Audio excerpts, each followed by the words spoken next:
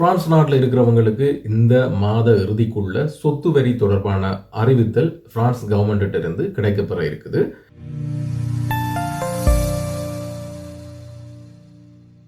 அதாவது செப்டம்பர் மாத இறுதிக்குள் பிரான்ஸ் முழுவதும் இருக்கிற கிட்டத்தட்ட 3 கோடி வீட்டு உரிமையாளர்களுக்கு தங்களது சொத்து வரிகள் தொடர்பாக இந்த மாத இறுதிக்குள்ள அறிவிப்புகளை அனுப்புவதாக பிரான்ஸ் அரசாங்கம் தெரிவிச்சிருக்குது.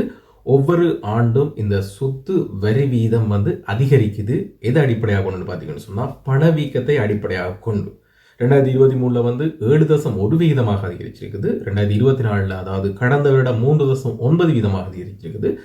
இந்த நடப்பாண்டில் 2025 1.7% அதாவது பணவீக்கத்தை அடிப்படையாக கொண்டு இந்த விகிதங்கள் அதிகரிக்குது. அப்போ இந்த சொத்து வரி தொடர்பாக உங்களுக்கு ஏதேனும் சந்தேகம் இருந்ததுன்னு சொன்னால், சொத்து வரி இந்த உதாரணத்துக்கு 2025 நீங்கள் வரியை கட்டணும், கட்டாயம் கட்டின பிறகுதான் நீங்கள் முறைப்பாடு செய்யலாம். முறைப்பாடு செய்கிறது எங்கன்னு சொன்னால், அதாவது உங்களுக்கு வழங்கப்பட்ட சொத்து வரிയുടെ அளவு, உதாரணத்துக்கு உங்களுக்கு 2 கடை சொந்தமாக இருக்கலாம், ஒரு வீடு சொந்தமாக இருக்கலாம். இதை தொகுத்து அரசாங்கம் உங்களுக்கு சொத்து வரி தொடர்பான அறிவுறுத்தலை வழங்குதுன்னு சொன்னால் நீங்கள் அதை பரிசீலிக்கலாம். உங்களோட கடை பழைய கடை பழுதடைஞ்சிருக்குது, ஆனால் அதில் பெறுமதி அரசாங்கம் கூட்டி காட்டியிருக்குது. கடந்த ஆண்டு அல்லது அதுக்கு முந்தைய ஆண்டுகளுக்குரிய பெறுமதியை அடிப்படையாக கொண்டு இந்த சொத்து மதிப்பிடப்பட்டிருக்குன்னு சொன்னால் நீங்கள் அதை திருப்பி அரசாங்கத்துக்கு ரிக்வஸ்ட் பண்ணலாம் அல்லது மீள மதிப்பாய்வு செய்ய சொல்லி அதற்கான ஆதாரங்களை சமர்ப்பிக்கலாம். அதாவது உங்களோட சொத்துல பெறுமதிகள் தற்போது நடப்பாண்டில் இருக்க பெறுமதிகளை கணக்கிட்டு அது தொடர்பான ஆதாரங்களை சமர்ப்பிக்கலாம்.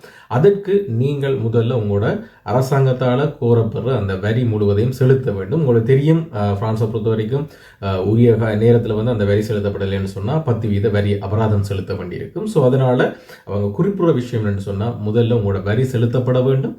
அதற்கு பிறகு இந்த சொத்து வரி தொடர்பான ஏதேனும் திருத்தங்கள் அல்லது முறைப்பாடுகள் அல்லது மீள பகுப்பாய்வு தொடர்பான வேண்டுகோள்களை நீங்கள் முன்வைக்கலாம். அது எப்படி, அதாவது inbo.government.fr போயிட்டு நீங்கள் எடுத்துக்கொள்ளலாம். அதை ஆம்போன்னு சொல்லுவோம். அந்த வலைதளத்தில் போயிட்டு நீங்கள் உங்களுடைய பர்சனல் பகுதி இருக்குதான், உங்களோட தனிப்பட்ட பகுதி, அதை ஓப்பன் பண்ணி அதனூடாகவும் நீங்கள் முறைப்பாடு அல்லது பகுப்பாய்வு மீள பகுப்பாய்வு செய்ய முடியும்.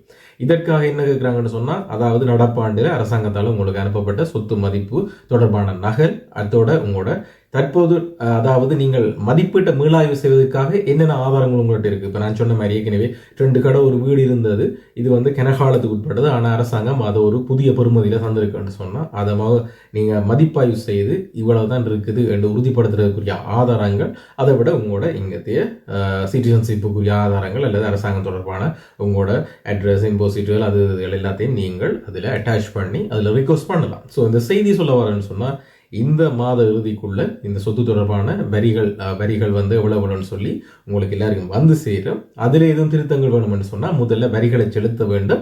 அதுக்கு பிறகு அதை மீள பகுப்பாய்வு செய்ய சொல்லி அல்லது முறைப்பாடு செய்வதற்காக நீங்கள் அரசாங்கத்தில் பதிவு செய்யலாம் என்று சொல்லப்படுது.